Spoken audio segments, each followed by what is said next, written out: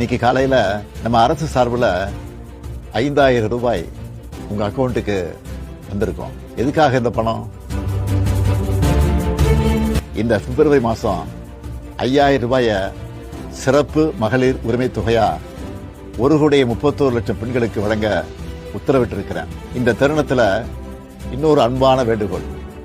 இந்த 5000 ரூபாய அடுத்த 3 மாசத்துக்கு நீங்க பயன்படுத்திக்கணும் என்பதால கொஞ்சம் கவனமா செலவு பண்ணுங்க.